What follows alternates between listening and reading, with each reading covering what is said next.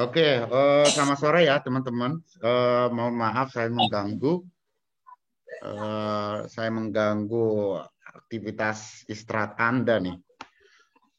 Jadi tujuan saya mengundang itu karena ternyata jadwal daripada US ujian sekolah ini adalah penentuan kamu untuk lulus apa enggak nih. Karena kan kelas 12 sekarang kita tidak ada UN, jadi murni penentuan dari kamu lulus apa enggak itu dari ujian sekolah. Ujian sekolah ini terdiri dari dua. Pertama adalah ujian sekolah teori, yang kedua ujian sekolah praktik. Nah, nanti teorinya setelah sudah selesai ujian praktik ya. Nah, ujian praktik itu ternyata kita akan laksanakan minggu depan. Sehingga kita butuh koordinasi menyampaikan kepada kalian seperti apa ujian praktik dari bahasa Indonesia sendiri. Nah, untuk jadwal, coba saya share dulu ya untuk jadwalnya supaya kalian juga bisa catat jadwal dari ujian praktek bahasa Indonesia. Nih, sudah dilihat ya. Nah, hari Senin kelas 12A. Jadi apalagi kelas 12A mesti cepat-cepat bersiap ya. Jadi kelas 12A jadwal untuk hari Senin tanggal 22 Februari 2021. Lalu kelas 12B itu di tanggal 23 Februari 2021 pada hari Selasa besoknya ya. Nah, lalu untuk kelas C itu hari Kamis 25 Februari 2021. Ini sudah dapatkan informasinya? Kalian sudah pada dapat gak jadwal ujian praktiknya? Udah dong ya. Oke. Selanjutnya, penguji dari ujian praktik itu ada dua nih.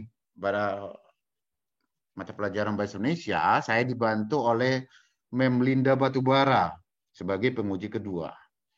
Jadi untuk bahasa Indonesia itu penguji pertamanya ya saya sendiri dan penguji kedua dibantu oleh Mem Linda Batubara.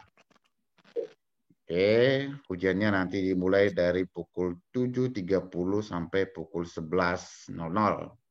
Karena untuk bahasa Indonesia ini prosesnya adalah menilai dari hasil karya kalian bentuk video.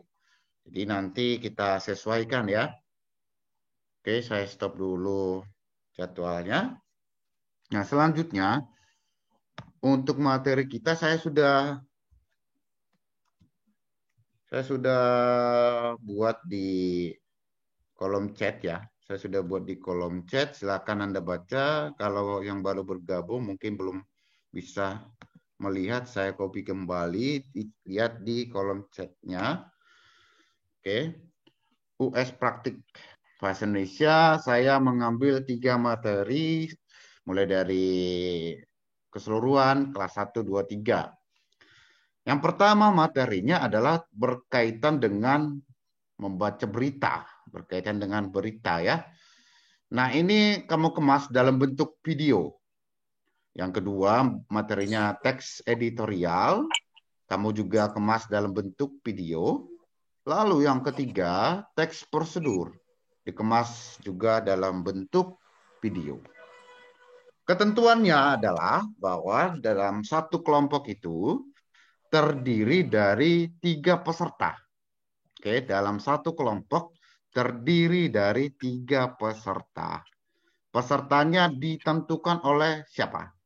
Oleh kalian sendiri. Karena pertimbangan yang saya pakai adalah satu yaitu jarak antara tempat kamu dengan peserta yang lain mungkin mempengaruhi dan untuk efisiensi waktu ya.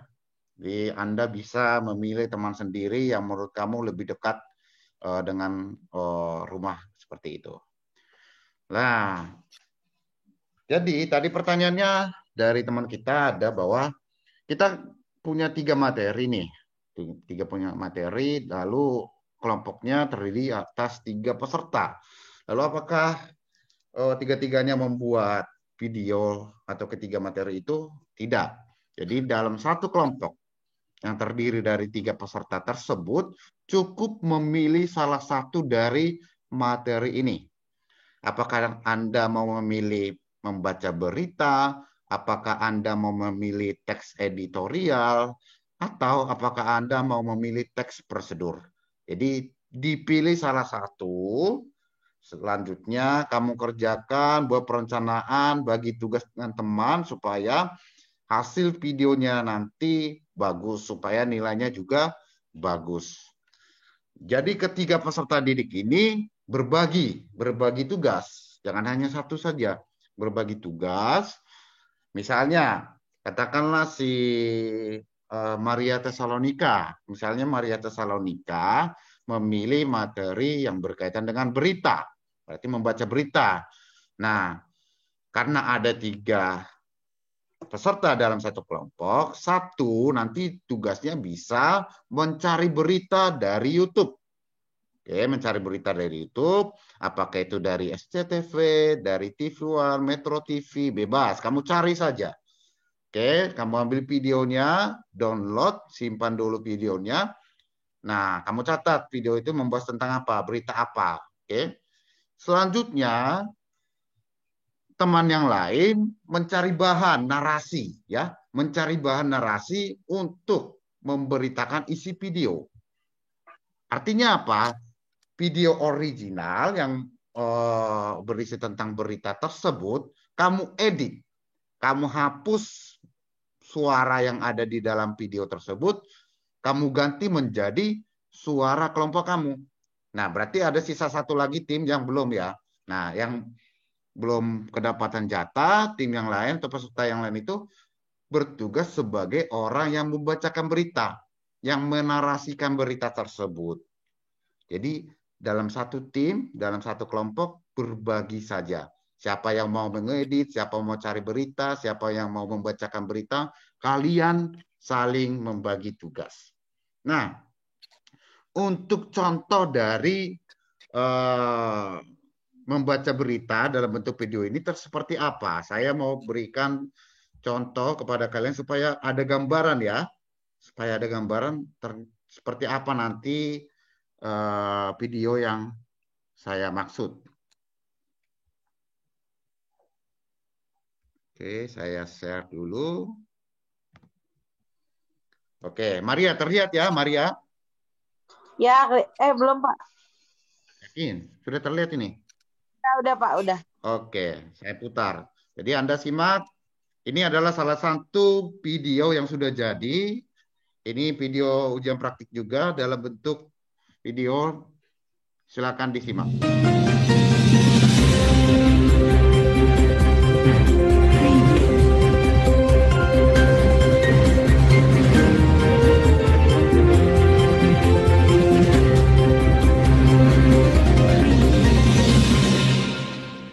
Assalamualaikum warahmatullahi wabarakatuh. Selamat pagi pemirsa. Apa kabar Anda hari ini? Semoga dalam keadaan sehat-sehat saja. Serangkaian berita menarik telah kami siapkan untuk Anda. Bersama saya adalah Alfionita. Inilah kabar pagi.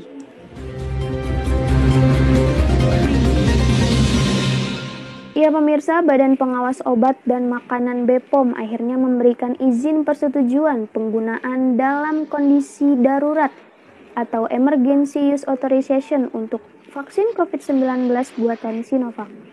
Berdasarkan hasil uji klinis tahap 3, vaksin Sinovac memenuhi standar keamanan yang diisyaratkan oleh Badan Kesehatan Dunia (WHO). Vaksin COVID-19 Sinovac akhirnya mendapat izin penggunaan dalam kondisi darurat atau Emergency Use Authorization dari Badan Pengawas Obat dan Makanan (BPOM).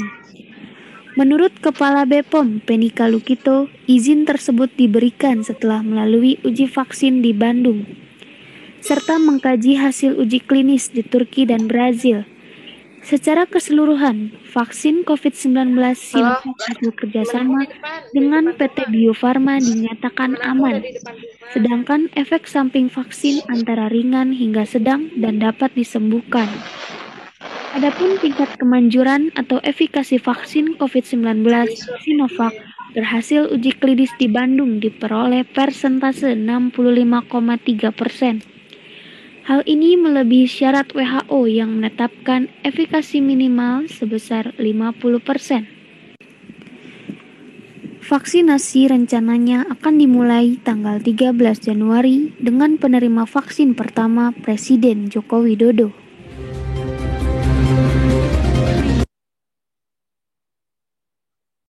Oke, itu satu contoh ya.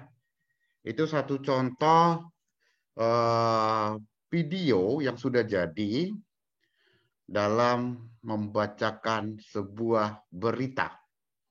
Kamu tadi melihat bahwa beritanya, yaitu yang ada di dalam video tersebut, ternyata sudah masuk ke dalam channel SCTV. Oke, sudah ada di dalam siaran SCTV.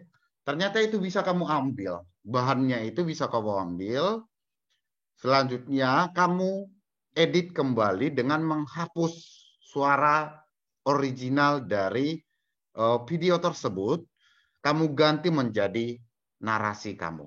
Seperti yang sudah kamu lihat tadi dari tayangan itu, bahwa itu dilaksanakan atau dibacakan oleh seorang siswa SMA. Nah, itu untuk materi membaca berita. Lalu kita juga akan melihat untuk teks editorial seperti apa. Jadi saya akan tunjukkan juga untuk teks editorialnya. Jadi kalau kamu mau memilih teks editorial sebagai pertunjukan untuk penilaian praktik, maka silakan lihat tayangan ini sebagai bahan referensi.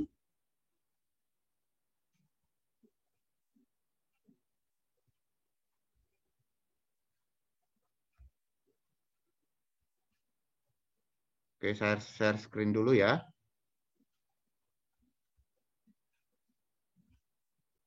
Oke, ini adalah contoh sebuah video dari materi teks editorial. Warahmatullahi wabarakatuh. Perkenalkan, nama saya Viana Rizky Amalia Tasa dari kelas 12 IPA 3. Pada ujian praktek Bahasa Indonesia ini, saya mengambil tema peran teknologi dalam pembelajaran jarak jauh di masa pandemi COVID-19 dengan judul Microsoft Teams menjadi solusi PJJ atau pembelajaran jarak jauh bagi SMA Muhammadiyah II Yogyakarta di masa pandemi. Sejak Maret 2020, aktivitas normal masyarakat seketika dipaksa harus bertransformasi menjadi work from home atau WFH sebagai upaya pemutusan rantai penyebaran COVID-19 yang melanda di seluruh dunia. Hal ini menyebabkan dampak yang besar pada berbagai sektor, salah satunya yaitu dunia pendidikan, di mana para pendidik dan peserta didik sementara harus menjaga jarak satu sama lain dan tetap harus melaksanakan kegiatan aktivitas belajar mengajar dari rumah masing-masing. Hal ini tentu menjadi sebuah tantangan yang besar bagi dunia pendidikan untuk tanggap beradaptasi dengan kondisi yang dialami sekarang, termasuk SMA Muhammadiyah II Yogyakarta. Perubahan pembelajaran yang cukup signifikan, peran teknologi dan komunikasi menjadi sangat penting dalam proses pembelajaran jarak jauh yang menjadi solusi terbaik bagi SMA Muhammadiyah II Yogyakarta di tengah kondisi saat ini. Tentu bukan hal yang mudah bagi para pendidik dan juga peserta didik dalam menyesuaikan diri beradaptasi dengan teknologi yang ada. Tidak sedikit dari para murid dan juga guru mengeluh dengan pembelajaran daring ini. Terus mencari solusi bagi kegiatan belajar mengajar demi terciptanya pembelajaran yang efektif dan kondusif, maka Microsoft Teams lah yang menjadi solusi terbaik dalam PJJ di SMA Muhammadiyah II Yogyakarta di tengah kondisi pandemi saat ini, di mana para guru tetap dapat mengajar dan menyampaikan materi yang dibutuhkan oleh para murid, dan murid juga dapat mengerjakan tugas-tugas yang diberikan oleh para guru, meskipun dengan hanya pembelajaran tatap maya. Microsoft Teams memiliki kolaborasi fitur yang sangat baik dan mendukung dalam kegiatan belajar mengajar secara daring. Fitur pesan yang ada dalam Microsoft Teams memudahkan para murid untuk bertanya secara pribadi kepada guru. Dalam Microsoft Teams, terdapat pula fitur telepon virtual yang membantu para guru dalam menjelaskan materi-materi kepada para murid dan memfasilitasi para murid agar bisa bertanya secara langsung kepada guru mengenai materi yang belum dipahami. Lalu, para guru juga dapat mengunggah materi pembelajaran, memberikan latihan, dan tugas tambahan kepada para murid. Dari tugas tersebut, guru juga dapat memberikan umpan balik terhadap tugas yang telah dikumpulkan oleh para murid. Dan para murid juga dapat mengunduh materi-materi yang telah diunggah oleh para guru. Mereka juga dapat mengerjakan kuis atau latihan secara langsung pada aplikasi tersebut. Hal ini dibuktikan dengan melonjaknya jumlah penggunaan aktif Microsoft Teams. Bulan Maret 2020, di mana pengguna aktif harian mengalami pertumbuhan sebanyak 44 juta.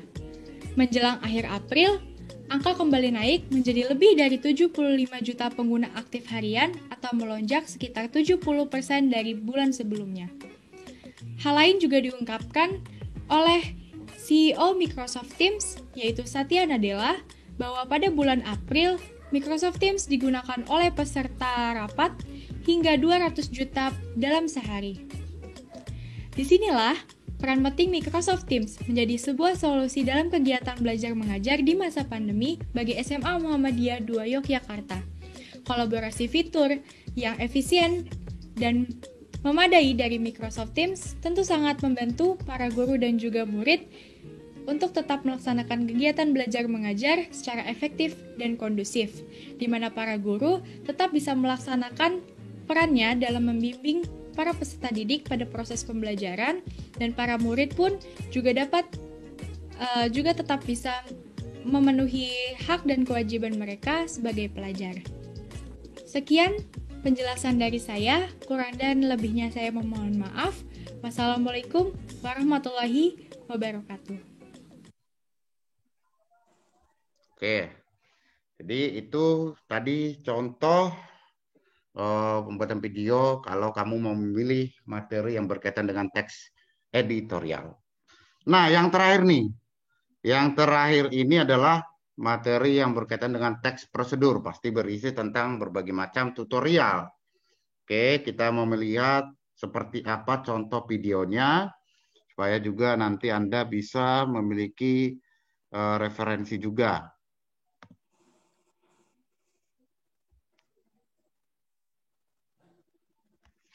Baik, saya akan share screen.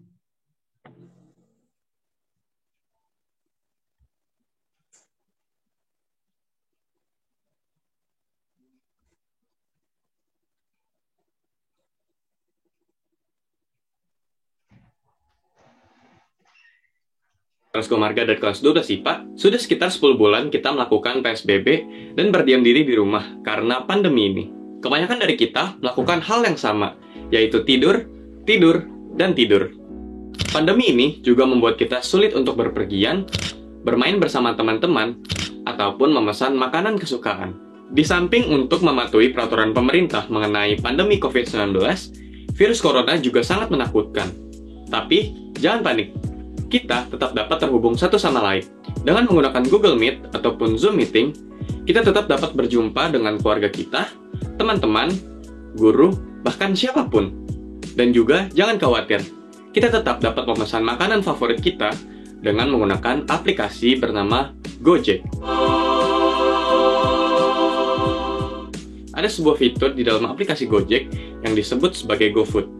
Dengan GoFood, kita bisa mencari makanan, minuman, restoran, dan kuliner apapun dengan menggunakan mesin pencariannya. Kita juga dapat mencari makanan lain yang terbagi dalam beberapa kategori, seperti promotion, near me, atau best sellers.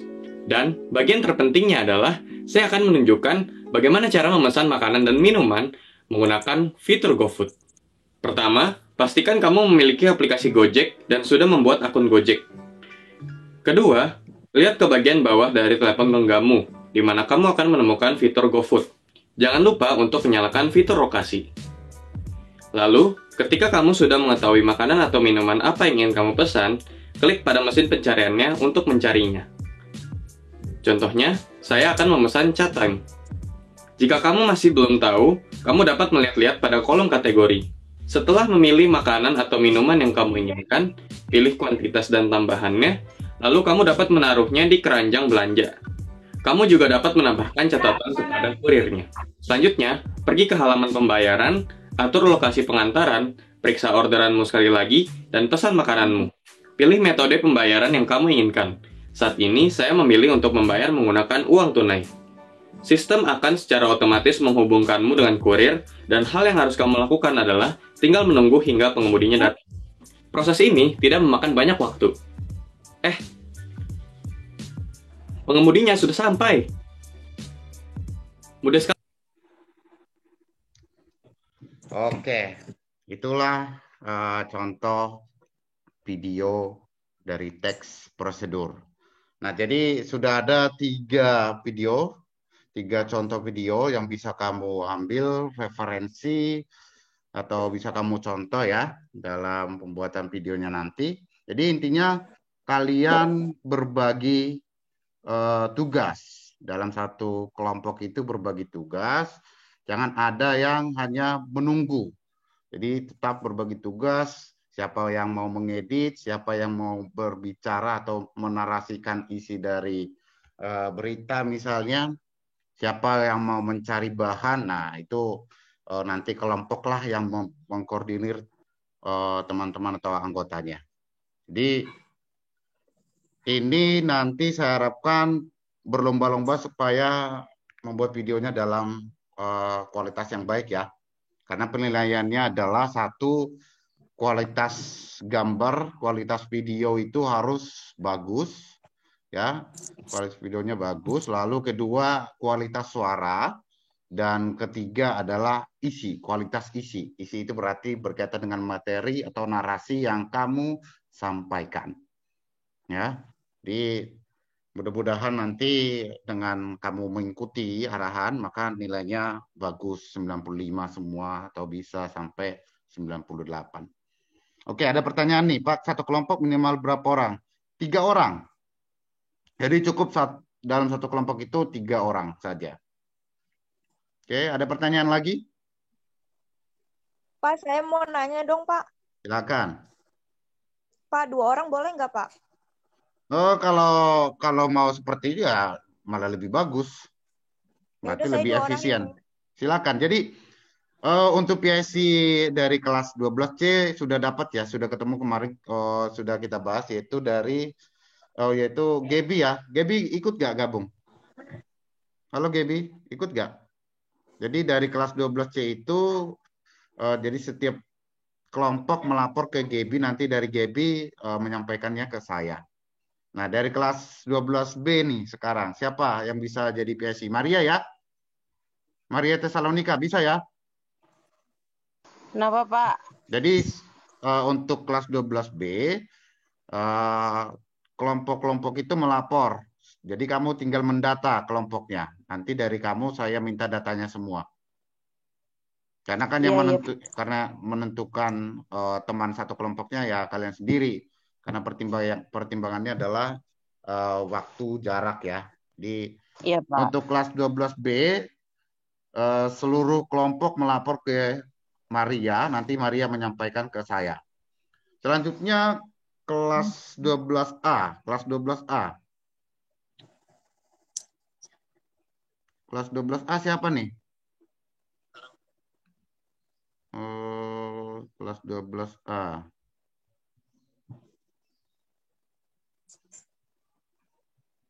Maria bisa nggak Maria? Kenapa? 12A. Bisa ya kamu ya? Bisa apanya? PIC. Jadi kamu nanti mendata nama-nama kelompoknya, lalu dari kamu saya akan terima. Oke. Ya, jadi nanti kamu sampaikan ketentuannya adalah satu kelompok itu maksimal 3 orang. Kalau mau 2 silakan, malah lebih bagus. Jadi kamu kumpulkan, lalu serahkan nanti ke saya. Bisa ya? Ya, Pak. Oke, ada lagi pertanyaan? Pak, kelompoknya milih sendiri, Pak. Iya, silakan kamu pilih sendiri. Ada lagi yang mau bertanya? Pak, itu kan untuk kelas 12B, Pak, ujian prakteknya kan hari Selasa ya, Pak, tanggal Ya, 23. ya. Nah, terus kan hari Selasa itu kan kelompok saya kan praktek buat kewirus, Pak. Hmm. Nah, itu terus gimana, Pak? Nah, jadi nanti kan kita kasih link atau semacam Google Form mungkin nanti untuk pengumpulan videonya. Jadi kamu unggah videonya ke link tersebut. Oh gitu, Pak. Nah, ya, jadi Lainnya kapan ya, Pak, terakhir? kenapa? Terakhir itu kapan, Pak, dikumpulin? Ya hari H itu. Kalau kelas 12B itu Tapi kalau hari misalkan minggu ini, misalkan hari Jumat, udah selesai, langsung dikumpulin boleh kan, Pak? ya lebih bagus, malah lebih bagus. Jadi saya dengan Memrida bisa lebih cepat menilai. Iya, Pak. Oke. Ada lagi yang mau bertanya? Itu kita buat video doang kan, Pak? Iya. Kamu kan udah lihat tadi contohnya. Jadi seperti itulah contoh ujian praktik untuk bahasa Indonesia. Oke. Ada lagi? Silakan yang ingin bertanya.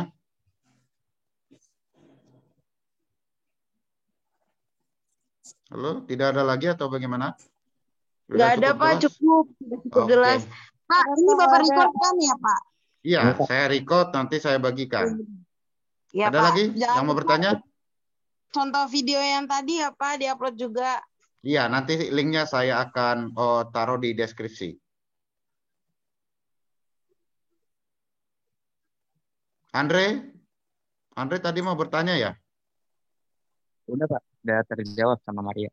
Oke. Berarti cukup ya. Kalau sudah cukup, tidak ada yang mau bertanya lagi. Terima kasih sudah bergabung, sudah ikut berkoordinasi di sini. Silakan, sudah bisa live dari Zoom ya. Iya, Pak. Udah boleh live ya, Pak. Makasih Sudah. ya, Pak. Oke, Makasih ya, sami-sami. Pak. Terima kasih ya. Ya. Oke.